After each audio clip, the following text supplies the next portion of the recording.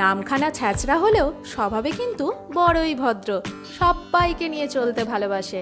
Hello বন্ধুরা, আশা করি সকলে খুব ভালো আছো। আহারে বিহারে আর একটি নতুন ব্লগে তোমাদেরকে স্বাগত। বন্ধুরা, আজ আমি তোমাদের সাথে শেয়ার করব খুবই কম সময়ে আর ভীষণই কম উপকরণে কিভাবে একেবারে অনুষ্ঠান বাড়ি স্টাইলের ছ্যাঁচড়া তোমরা বাড়িতেই বানিয়ে ফেলতে পারবে, সেই সহজ রেসিপিখানা।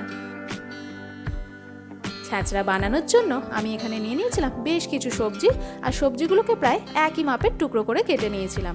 পটলের এখানে গায়ে কিন্তু পুরো খোসা ছাড়াইনি, একটু করে খোসা রেখে রেখে ছাড়িয়েছিলাম, আর এইভাবে লম্বা লম্বা টুকরো করে কেটে নিয়েছিলাম।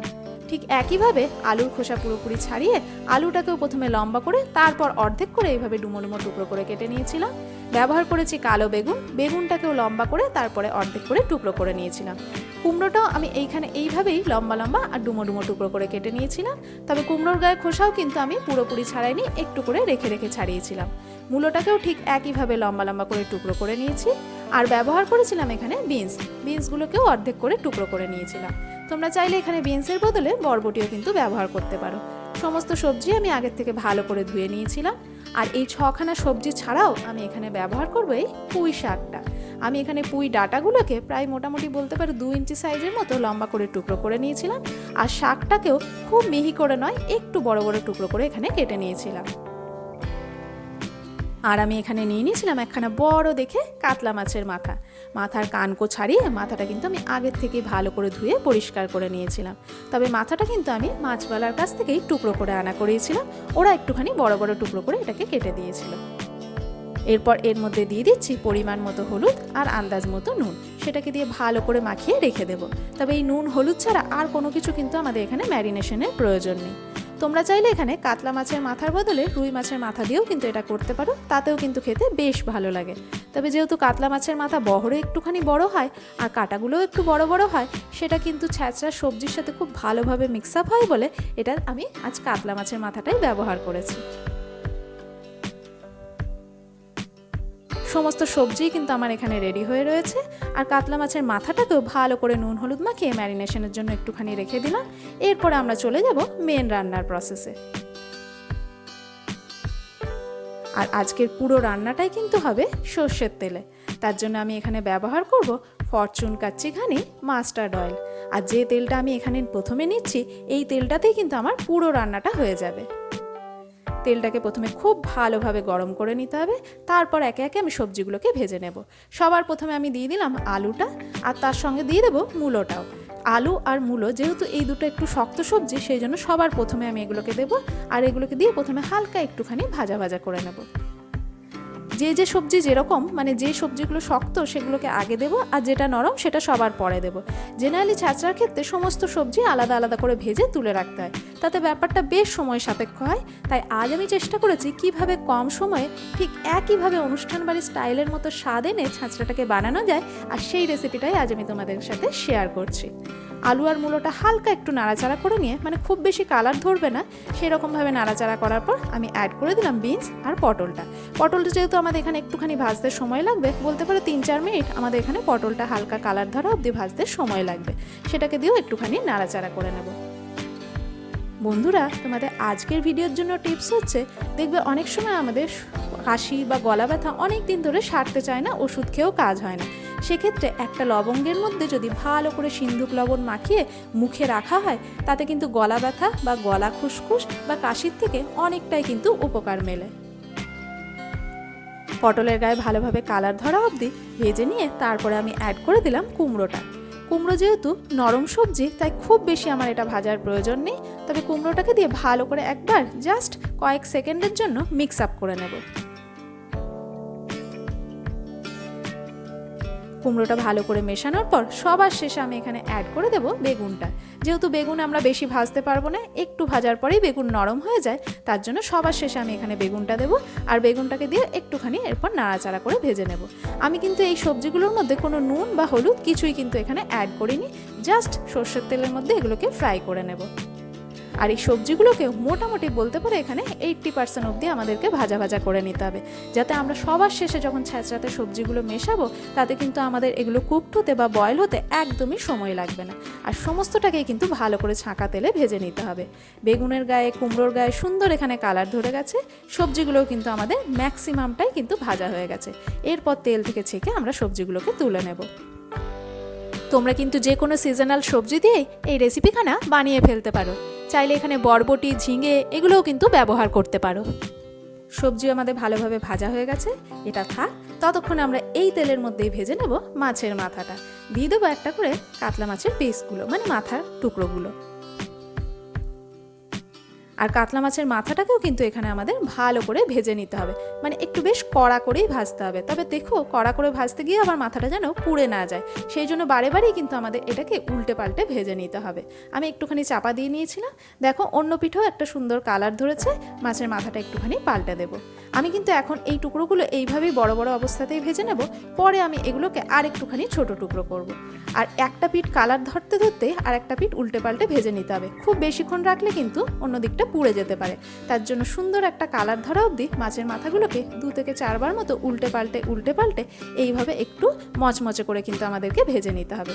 মাছের মাথাগুলো দেখো সুন্দরভাবে কিন্তু ভাজা হয়ে গেছে। এরপর এগুলোকেও আমি তেল থেকে ছেঁকে তুলে নেব।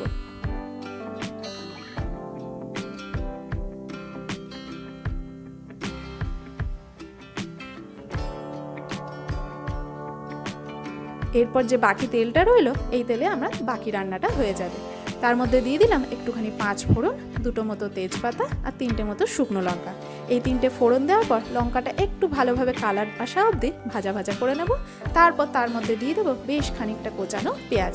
পেঁয়াজটা আমি এখানে নিয়ে নিয়েছিলাম প্রায় মিডিয়াম সাইজের 2খানা মতো। আর পেঁয়াজটাকেও লম্বা লম্বা পাতলা সরু সরু স্লাইস করে কেটে নিয়েছিলাম। পেঁয়াজটা কিন্তু এখানে কালার ধরা অবধি ভাজবো না, জাস্ট একটুখানি নরম হওয়া অবধি হালকা একটুখানি ভেজে নেব। এরপর এর মধ্যে দিয়ে দেবো 1 চামচ মতো রসুন বাটা, আর সেটাকে দিয়েও খুব ভালোভাবে মিক্স আপ করে নেব। এখানে কিন্তু আমার একদমই বেশি মশলার প্রয়োজন নেই, জাস্ট বেসিক কিছু মশলা ছাড়া আর পেঁয়াজ, রসুন, আদা ছাড়া এখানে কিন্তু আমাদের কিছুই লাগবে না। রসুনটা দিয়ে ভালো করে মিক্স করে নেওয়ার পর দিয়ে দিলাম একটা মতো টমেটো। মিডিয়াম সাইজের 1খানা টমেটো নিয়েছিলাম, আর সেটাকেও লম্বা লম্বা সরু সরু টুকরো করে কেটে নিয়েছিলাম। তবে টমেটোটা এখানে কিন্তু নরম করার দরকার নেই, জাস্ট একটুখানি মিশিয়ে নিলেই হবে।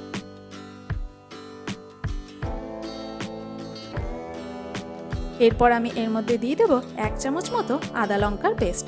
আমি এখানে 3টে কাঁচা লঙ্কা আর 1 টুকরো আদা একসাথে বেটে নিয়েছিলাম, আর সেটাই আমি এখানে ব্যবহার করলাম 1 চামচ মতো। তোমাদের যদি ঝালের পরিমাণটা একটু বেশি লাগে, তোমরা কাঁচা লঙ্কার পরিমাণটা একটু বাড়িয়ে দিতে পারো। সেটাকে দিয়েও ভালো করে মেশানোর পর এরপর আমি অ্যাড করে দিলাম ভেজে রাখা মাছের মাথাটা।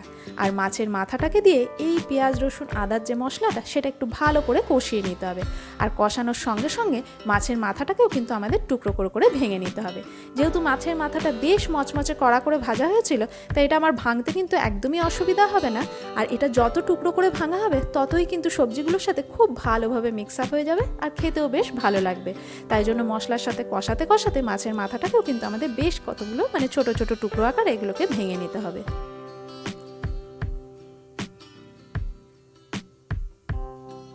মাছের মাথাটা ভেঙে ভালো করে মেশানোর পর দেখো মশলাটাও একটুখানি ড্রাই হয়ে এসছে। এরপরে আমি এর মধ্যে অ্যাড করে দেব পুঁই শাকটা। পুঁই শাকটা কিন্তু আমি সবজির সাথে অ্যাড করিনি, তাহলে শাকটা কিন্তু বেশ নরম হয়ে যেত। আমি কিন্তু এখানে মাছের মাথার সাথে এই শাকটাকে কষাবো, তাতে কিন্তু টেস্টটা একেবারে অন্যরকম আসবে। আর পুঁই শাকটা দিয়ে মাছের মাথাটাকে এখানে কিন্তু খুব ভালোভাবে মিক্স আপ করতে হবে। আর একটুখানি সময় নিয়ে বলতে পারো 1 থেকে 1.5 মিনিট মতো এই শাকটাকে একটু মাছের মাথার সাথে ভালো করে মিশিয়ে নিতে হবে।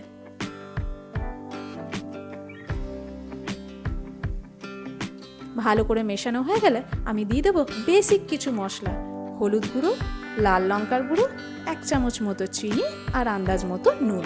1 চামচ চিনিটা অবশ্যই এখানে ব্যবহার করতে হবে, কারণ ছ্যাঁচড়ার স্বাদের সঙ্গে এই মিষ্টির ব্যালেন্সটা হওয়া খুবই দরকার। আর আন্দাজ মতো নুনটা এখানে অবশ্যই ভেবে দিও, কারণ যেহেতু আমরা অলরেডি মাছের মাথার মধ্যে কিন্তু নুন ব্যবহার করেছি। তবে হ্যাঁ, সবজির মধ্যে কিন্তু আমি কোনো রকম নুন ব্যবহার করিনি, সেই আন্দাজেই আমি নুনটা কিন্তু একেবারেই এখানে দিয়ে দিলাম।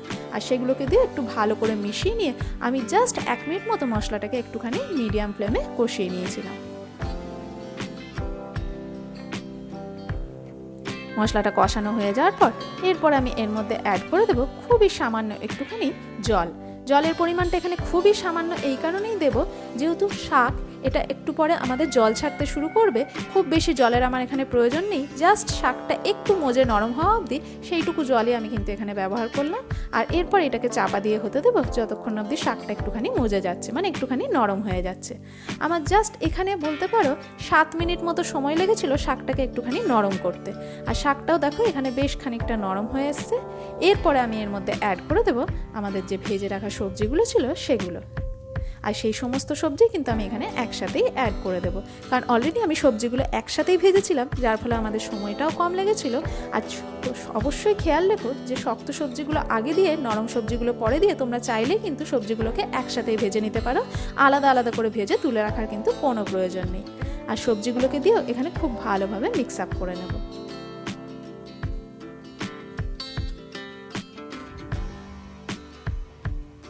সবজিগুলোকে দিয়ে ভালো করে মিশিয়ে নিলাম, তবে সবজিগুলো আমাদের কিন্তু এখানে 80% অবধি ভাজা ছিল, পুরোপুরি কিন্তু কুকড হয়নি।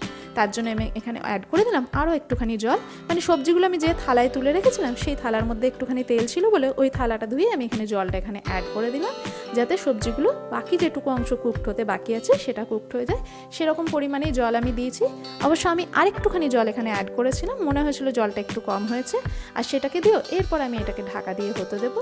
আর সবজিগুলো যেহেতু অলরেডি 80% অবধি কুকড হয়ে আছে, তাই আমার এগুলো সিদ্ধ হতে মোটামুটি আর 3 থেকে 4 মিনিট মতো সময় লেগেছিল। তার মধ্যে কিন্তু সবজিগুলো একদম পারফেক্টলি সিদ্ধ হয়ে গিয়েছিল। এরপর আমি ঢাকনা খুলে সবার প্রথমে দিয়ে দেবো 1/2 চামচ মতো গরম মশলার গুঁড়ো, আর সেটাকে দিয়েও খুব ভালো করে মিশিয়ে নেব। তাহলে বন্ধুরা তোমরা দেখতেই পেলে জাস্ট বেসিক কিছু মশলা, মানে হলুদ গুঁড়ো, লঙ্কা গুঁড়ো, নুন, চিনি ছাড়া এই গরম মশলা, এই কটা মশলাই কিন্তু এখানে ব্যবহার হয়েছে। বেসিক্যালি এখানে সমস্ত সবজির থেকে যে জুসটা বেরোবে তার জন্য কিন্তু স্বাদটা অসাধারণ আসবে। দেখো বন্ধুরা, সবজিগুলো কিন্তু খুব সুন্দরভাবে সিদ্ধ হয়ে গিয়েছে, আমাদের কিন্তু আর সিদ্ধর প্রয়োজন নেই। আর এখানে জিনিসটাও কিন্তু বেশ মাখা মাখা হয়ে গেছে। তোমরা চাইলেই কিন্তু এই অবস্থায় গ্যাসের ফ্লেম অফ করে দিতে পারো।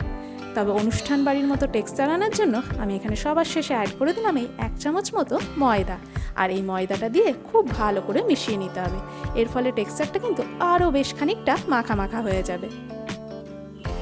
তবে যদি তোমরা বাড়িতে বানিয়ে থাকো এর আগের প্রসেস অবধি করলেই কিন্তু চলবে, তাতেও কিন্তু এটা বেশ মাখা মাখা হয়েছিল। তবে যদি তোমরা চাও একদম বিয়েবাড়ি স্টাইলের খেতে, তাহলে কিন্তু এই 1 চামচ ময়দাটা অবশ্যই অ্যাড করো। ময়দাটা ভালো করে মেশানোর পরেই কিন্তু আমি গ্যাসের ফ্লেমটা অফ করে দিয়েছিলাম। বন্ধুরা দেখতেই পাচ্ছ জিনিসটা কতটা মাখা মাখা হয়েছে, আর দেখেই বুঝতে পারছো কতটা অয়েলি, মানে তেল তেল, আর ঠিক ছ্যাঁচড়া যেরকম দেখতে হয় ঠিক তেমনই লাগছে। খেতেও কিন্তু হয়েছিল বন্ধুরা অসাধারণ, কেউ খেয়ে বলবেই না যে এটা বাড়িতে বানানো। রেডি হয়ে গেল আমাদের একেবারে অনুষ্ঠান বাড়ি স্টাইলের মাছের মাথা দিয়ে ছ্যাঁচড়া। তাই যদি এই বছর কোনো বিয়েবাড়ির নিমন্ত্রণ নাও পেয়ে থাকো, আর বিয়েবাড়ির রান্নাবান্নাগুলো যদি মিস করে থাকো, তাহলে যে কোনো একটা ছুটির দিন থেকে ভীষণই কম সময়ে আর কম উপকরণে এই রেসিপিটা কিন্তু অবশ্যই একবার ট্রাই করে ফেলো। আর ভিডিওটা ভালো লেগে থাকলে অবশ্যই একটা লাইক করে চ্যানেলটিকে সাবস্ক্রাইব করো। আর যদি ফেসবুক থেকে দেখে থাকো তাহলে পেজটিকে ফলো করার অনুরোধ রইল।